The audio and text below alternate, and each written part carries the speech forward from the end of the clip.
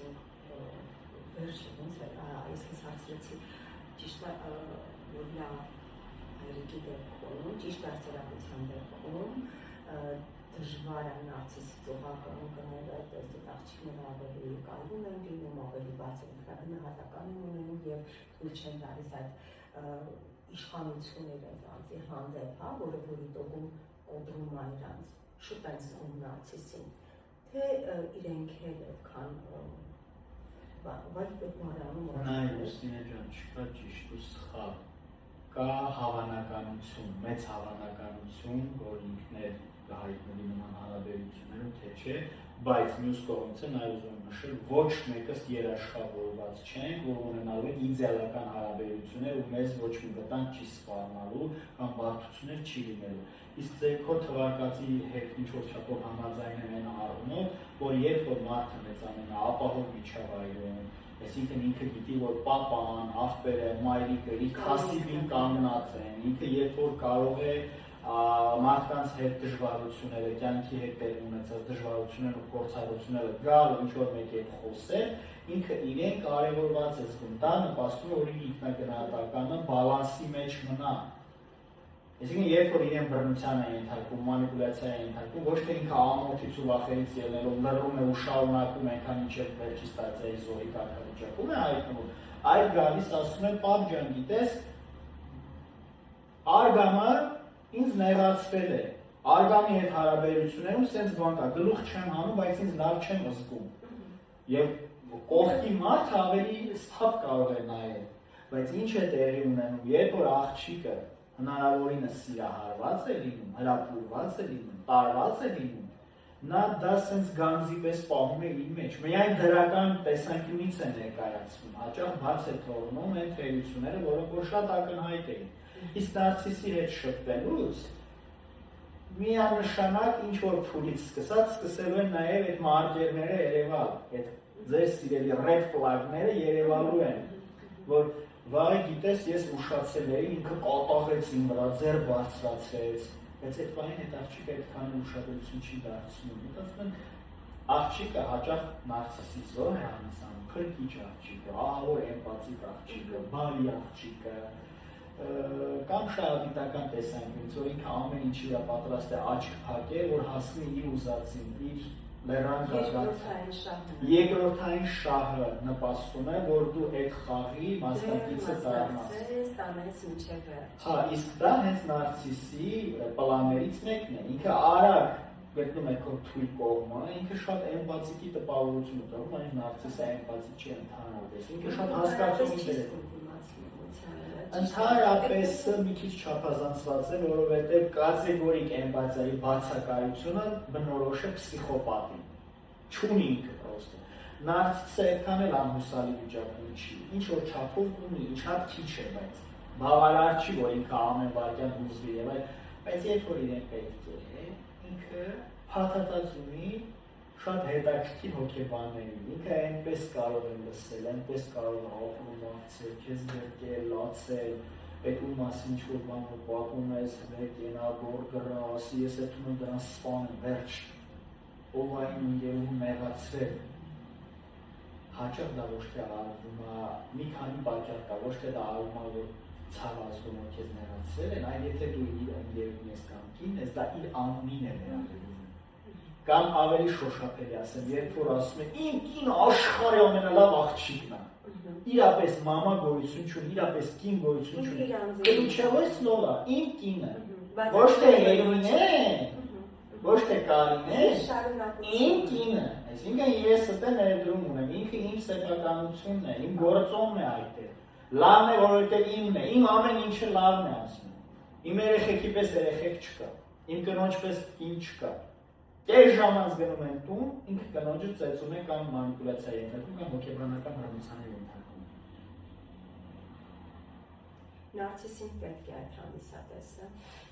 Նարցիսական ազգային խանգարման սիմպտոմներից մեկը հիացմունքն է։ Կոնկրետ ինքը սիմպտոմ է, հիացմունք, այդ մարդիկ մշտական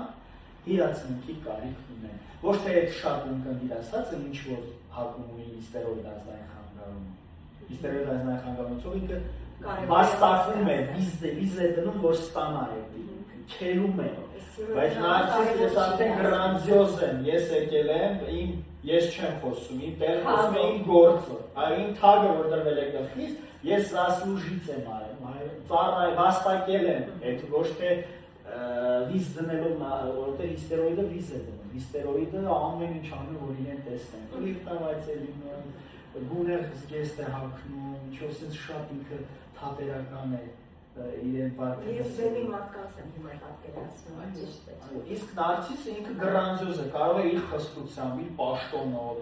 հաստ ձեն կարող է ունենալ, ասեն շատ կարգադրող, դեսպոտ, դիրեկտիվ է նա, արդեն երբ որ ինքը խաղալու կարիք չունի, ինքը ինչ որ պետք է ստացել է, պրոստը պետք է այդ պահին ինքը երևա, օրինակ, այստեղ բոլորը ինձնից ներքև են, հաճախ այստեղ բոլորը ոչնչություն են։ Կարծես ես միտքը, հայացքը, ժեստերը, դրա մասին են միշտ խոսում։ Որովհետև աղջիկի համար, առավել ևս թույլ աղջիկի համար, այդ հայացքը ասոցացում է հզոր տղամարդու կերպարի հետ։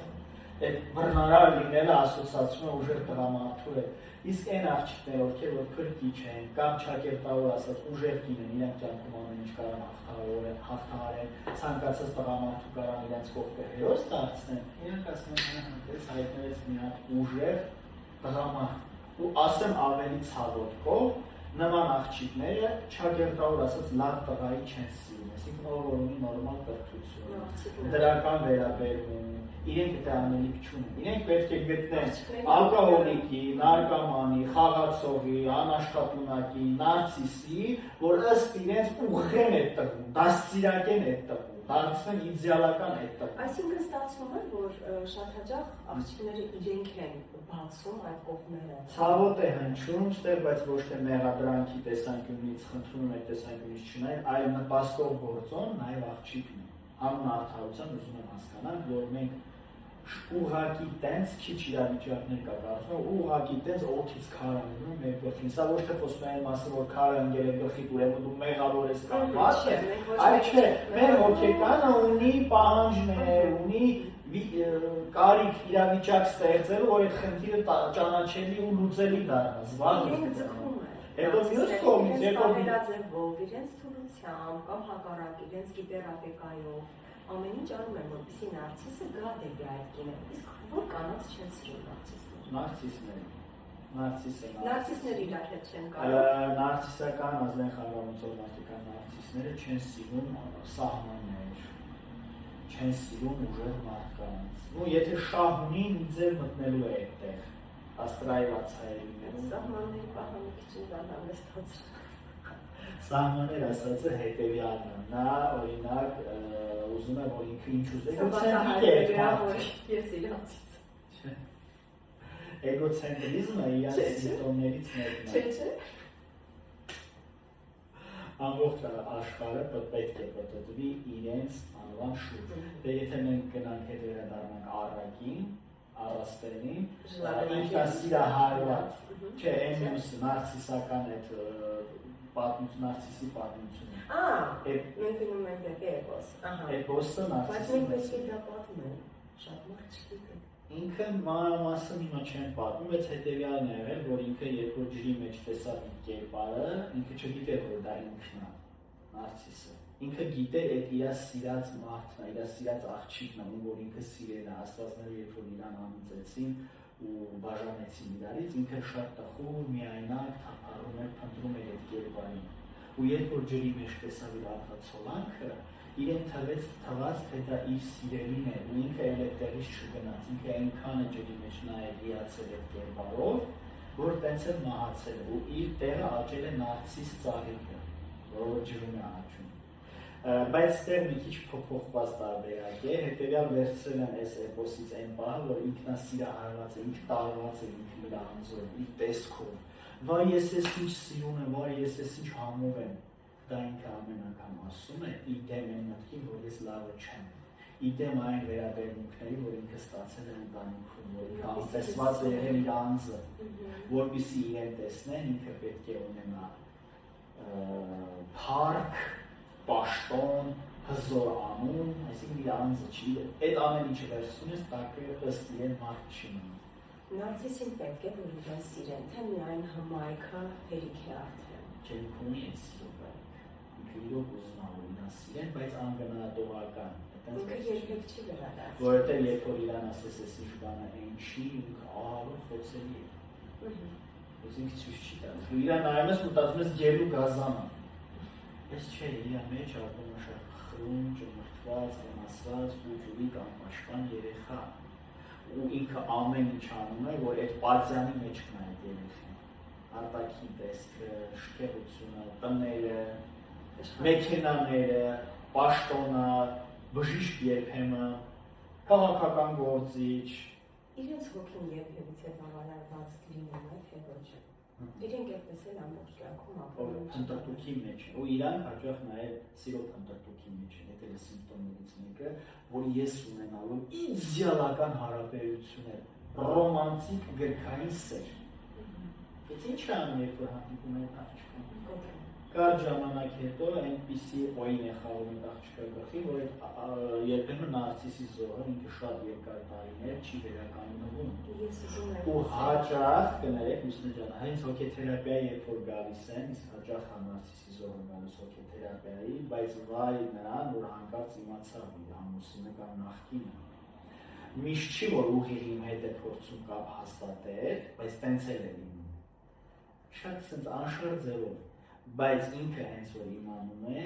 սկսում է հետաքրքիր հիմնավորված ըստ իրան պատմություններ հորինել, որ ընդհատի, այսինքն էլի մեկուսացված պահի, որովհետև իրան պետք չի քո անձնային աճը։ Քո խելացի լինել իր համար վտանգ է, դու որ խելացի լինես, ինքը քո վրա կոնտրոլ չի ունենալու։ Դու պետքա լեզու չունենաս։ Դու պետքա լուր ծառայես իրան։ Ուղղակի լինես իր շոկը։ Ուղղակի լինես իր կարիքները բավարարող օբյեկտ, ոչ թե անհատականություն, այլ օբյեկտ։ Այսինքն ծառա։ Երբ ուզում են դու իր հետ քնես, երբ ինքը ուզում է ինչ-որ բան անես, ակուստանալաս, այս անես, երբ որ պետք է հանրությանը ներկայանան ինքը, որ ինքը ամենաերջանիկ հարաբերությունը ունի, քեզ դարձնում է տիկնիկ, ամենաթանկանոց զգեստները գնում է, ոչ թե քո համար, այլ որ այնտեղ տեսնեն, որ ազգենի կինը ամենաշքերն է։ Հիմա մինչև հիմա մենք խոսել ենք տղամարդ նարցիսներից, կարծես խոսակցությունը այդպես է ընթացել։ Նրանով է պայմանավորված այդ անձնային խանգարումը ավելի բնորոշ է տղամարդկանց, էլ ավելի բնորոշ է հայ տղամարդկանց, որովհետև ես այդ մասին շատ եմ խոսում, ոչ թե ես հայերի դեմ բանն, ես շատ սիրում եմ հայերին ու Հայաստանը, բայց մեր ավանդույթները նպաստում են, որ մենք տղամարդկանց զգալի մասը նարցիս ձևավորվի, որովհետև այնտեղ գենը կրողն է, ազգի շարունակողն է, զինվոր է, մենք հայերս քիչ ենք, տոհն պահողն է, ներդրումը ոնց որ շատ է, ուշադրությունը շատ է։ Մամաների համար աշխարհը մի կողմ, տղես մի կողմ։ Այդ ընտանիքում մեծացած աղջիկը արդեն ունի տրավմա։ Ինքն էլ է ուզում նույնականանա, ինքն էլ է ուզում մասը կազմի այդ նարցիսի։ Այդ սերը ուզում է կիսվեն իր հետ։ Հիմա այս ժամանակները փոխվել են ավելի շատ աղջիկներին են սկսել ուշադրություն դարձնել, կարծես ավելի աղջկա իշխանությունը սկսել։ Բայց ոչ ընտանիքի ներսում, ոչ ավանդական ընտանիքի ներսում։ Ֆեմինիզմի տեսանկյունից ձեզ քո հետ համաձայն եմ, որովհետև այսօրվա կինը արդեն ունի շատ մեծ հնարավորություն է, ու ամենայն դեպս օրենքի մակարդակում ինքը չի զիջում տղամարդուն։ Հնարավորության մակարդակներում ես կասեմ, որ ինչ որտեղ կինը ավելի շատ գործիքներ ունի։ Հեչ որ չէ, իր տեսքը հերիք է, ինքը հարցերում կրթություն ունի, սովորում է, բիզնեսով է զբաղվում, այսինքն ինքնուրույնություն ունի։ Բայց երբ որ ինքը արդեն զոհի ձեռքերում է, զոհի դերում է, նարցիսի ձեռքում է, այն ինքը այդ իր դիպլոմները, իր հնարավորությունները ժամանակի ընթացքում ինքնագնահատականը այնքան են ընկնում, որ ինքը չի տեսնում իր հնարավորություններն ու առավելությունները, ինքը մտածում է, որ ինքը ոչնչություն է։ Այնքան երկար ժամանակ ինքը հետադուզի հարաբերություններում ունում, որ ինքը ձեռք է բերում սովորած ամոքնականություն ասածը։ Այսինքն ես չեմ կարող իմ խնդիրները լուծել, ես կախյալ եմ։ Այնքան են ասում դու ոչինչ ես, այնքան են իրան բռնության ենթարկում, ինքը իր աչքին դառնում ոչինչ։ ու մենակով դժվար է դուրս գալու իրավիճակից, որովհետև ինքը կորցնում է ընկերներին, շրջապատին, ծնողների հարաբերություններն են վատանում, ամենացավոտն էլ է, երբ որ ինքը հենց սկզբից նկատում է, որ սխալ ընտրություն է կատարել, ուզում է հետ գնալ, ամուսնալուծվել, հարազատները, ծնողները արգելում են, մեր անվան հետ չխաղաս, դու հետ վերադարձի ճամփա չունես։ Դու ես մեղավոր, որ քեզ ծեծում են, լեզուկ երկար, լեզվանի ես, կարճ զգեստ ես հագնում, քո դերում չես լնում, քո հալի մեջ չես լնում, դրա համար է քեզ ծեծում է, աչքը թել է հանում, մի բան է պակասը, սա ամենացավոտ արտահայտություններն է, որ լսում Հա ու ինքը համոզմունք է ձեռք բերում, որ չէ, վատը ես եմ, այլ գնամ, ավելավաց ենս գտնեմ, երեխա է իմ մարդանում, չէ, բա երեխես մեղք չի, ես իմ հարում չեմ անում, հա, ու էլ չասեմ, եթե տունը լինում է կիսուր, ով որ փառավորում է իր տղային, ու ինքն էլ է մասնակից դառնում, այդ աղջիկը բռնանալու դեմ կիսուրը, կիսուրն էլ է արդեն շարունակում հարսիկին բռնանալու։ Այսինքն ամուսինը գնաց իր գործերով, իրանք մնում են երկուսով ու շարունակում է բռնությունը։ Դա ծանր թեմա է։ Ինչպես տարբերակի ես այդ հարցը չեմ մոռացել, աղջիկը, որ գործ ունի նարցիսի հետ։ Դեմից կարա դժվար լինի, առավել ևս եթե այն աղջնակը, որ հայկական տրադիցիոն ընտանիքում է մեծացել, որ ոչ մի ընկեր չի ունեցել, տղամարդու մասին շատ պատկերացումներ չունի, այստեղ ռիսկերը ավելի մեծ է, որ ինքը տենց աչքերը փակ գնալու է նվեր դառնա ինչ-որ մեկին, բայց նշաններն են, այդ տենց հաճախ կտրուկ տրամադրության անկում է։ Մեկ լավ է, մեկ շատ լավ է, մեկ ինչ-որ սենց բուրն է դառնում, ագրեսիվ է դառնում, կամ իր ուզածը որ չի ստանում, ևս ագրեսիվ է դառնում, վիրավորական խոսքեր է ասում, հետո կարճ ժամանակ անց լացում է երբեմն, վայ կներես, դե ես իմ ինչ, բայց ինքը այդ կներեսը չի ասում նրան, որ իրոք մտածում է, որ ինքը սխալ է, այդ կներեսը ասում է, որ հետ բերի։ Ինքը նայս չի դիտակցում ու համաձայն է, որ ինքը չէ իրոք սխալվել է, սխալվել իր համար չի, ինքը միշտ ճիշտ է, բոլորը սխալ են, ինքը սխալ չի լինում, դու մեղավոր ես, դու ես ես արել, դու ես կարճ հագնում, դու ես ընկերուներիդ հետ ես ինչ բանից խոսացել, քո ծնողներն են վատ, դու վերջ չունի այդ դու, իսկ երբ որ արդեն պետք է փառքից խոսան, հիացմունքից խոսան, լավ ես, դու չես մեծանում, որ ես տունը սենց մաքրում, ես եմ եկնում, ինչ անում, ինը իրական գործեր անում է, ինքը դառնում է չեմպիոն կամ հերոս, այսինքն դու այդ ամեն ինչը անում ես, տունը նորմալ պահում ես, ինքը հերոսի ինքը արժ է զրկելու մեծ հապում է, տրամադրություն փչացնելու շատ լուրջ տարաներն են իրենք սնուցում են քո բացասական էմոցիաներով, երբ որ դու տխուր ես ինքը ուրախ է, երբ որ դու ուրախ ես ինքը ամեն ինչ անում ու փչացնի քո սադիստական ինչ որ տեղ կա նախանձն է սիմպտոմներից մեկը, ինքը մտածում է, որ իրեն բոլորը նախանձում են, որովհետև ինքը ունի իրենց բաներ, որ ոչ մեկ չունի ու հակառակը ձեռքբերումներ, հաջողություններ ինքն է միշտ նախանձում եւ թագ, որը որ ոչ մեկ չունի։ Ինքը վերին արտից աղիքն է, վերին արտից խորը։ Գուցե հիմա իմ խոսքերի մեջ քննադատական ինչ-որ բաներ են նկատվում իրենց հանդեպ, բայց հարգելիներս հոգեթերապևտը ընտրելով այս մասնագիտությունը գիտի, որ մարդկանց միայն նևրոտիկ խանգարման շրջի հետ չի գործում։ Հոգեթերապևտը հաճախ ցավոք սրտի, անգամ եթե նարցիսական ազգային խանգարում, պսիխոպատ, հակասոցիալական ազգային խանգարում մարդկանց ընտանիքի անդամների հետ երբ որ գործ են ունենում, շատ մեծ ռիսկեր կան։ Ինքդ քեզ պաշտպանված զգալու ռիսկեր կան, առավել ևս երբ որ կին է հոգեթերապևտը, որովհետև երբ որ այցելում զարգանում է, ազգային սահմանները դնում է, վերականգնում է իրեն պաշտպանելու ունակությունը, այնտեղ շատ ուժեղ ալիք է բարձրանում։ Հակառակորդը համաձայն չի դրա հետ, որ դու ուժեղացա, որտեղ ռիսկ կա, որ դու ավելի լավն ես, քան ես, դու ավելի խելացի ես, ոնց ես սխալ եմ,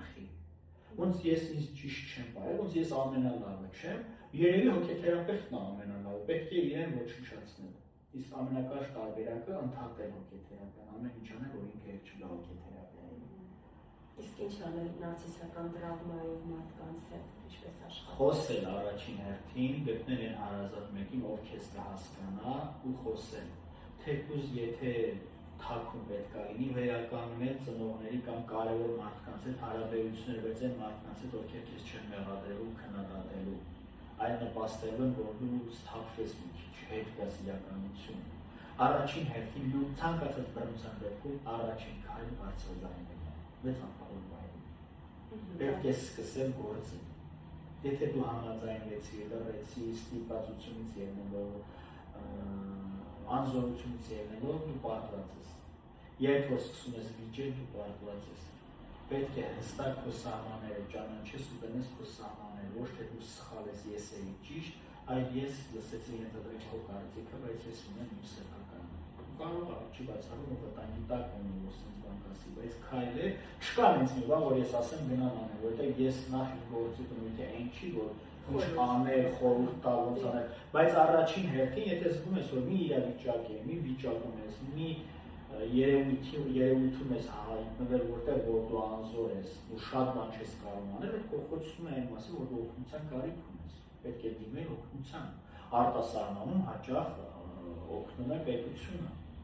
մարդու իրավունքների պաշտպան եւ այլ, ինքը շատ ավելի ապահովված է կարծում եմ, քան մեր երկրում։ Մեր երկրում մի հատ փողոցային մակարդակի խոսակցություն կարող է դառնալ,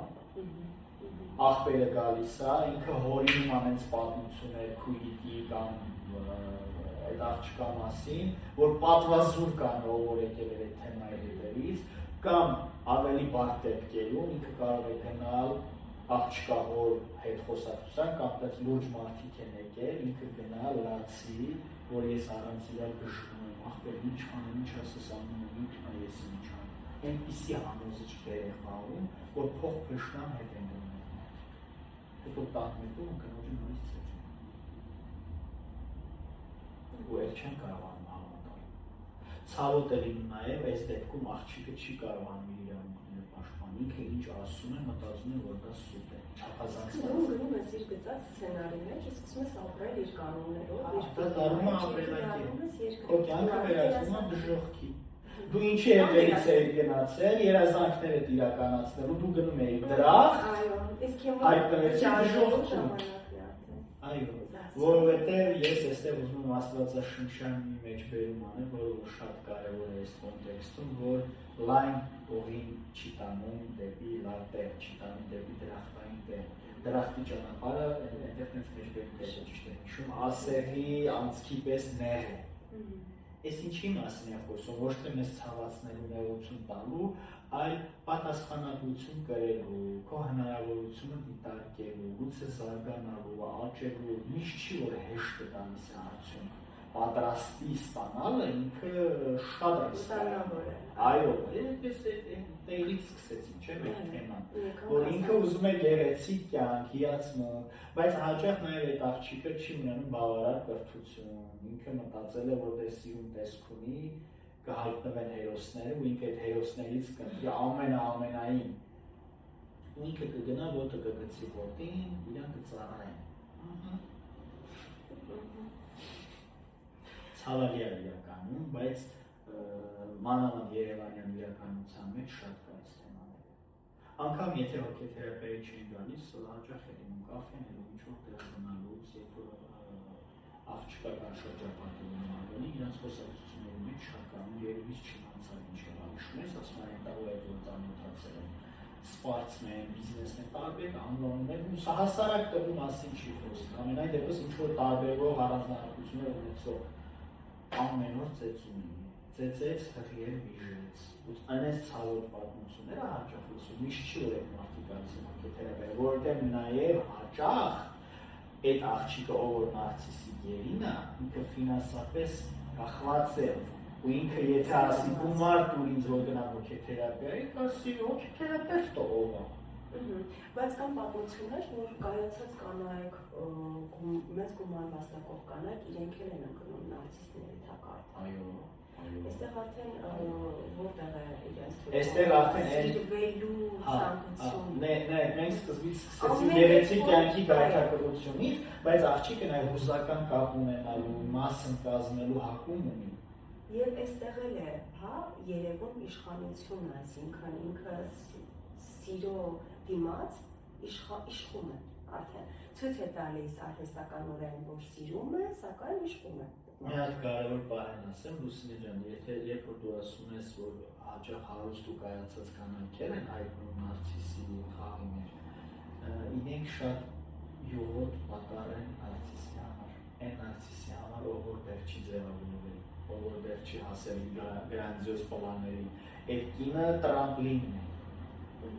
այսինքն միջոցն է, որ ինքը հասնի երազանքներին կամ ցավացնի, գնա սա ավելի, այդտեղ արդեն ագրեսիան ուրիշ տեղից գալիս է այդտեղ լասնի մարդուն, իշխանություն, կարողություն ունեցող մարդուն պիտի տապալեն ես, որտեղ ինքը չի տեսել, չի հանդիպ սիրում, այլ խաղան, կսիրահարվի, ինձ կթուլացնեն, սա ունեցված կխլեն, ինձանով կանեն ու իրան կհանեն դուրս, պատիժ կա այստեղ նաև, ագրեսիա կա, որը որ ուրիշ տեղից գալիս է այստեղ։ Իսկ մյուս կողմից, երբ որ մենք ասում ենք ուժեր կին, կայացած կին, բնականաբար խելացի են լինում այդ կանայք, իրոք ուժի ինչ-որ բան կա, բայց չմոռանանք այն ասացվածքը կողմից չի համանալությունից, որ խելացի աղվեսել կողմով այս պատկերն է։ Այսքանով ավարտենք։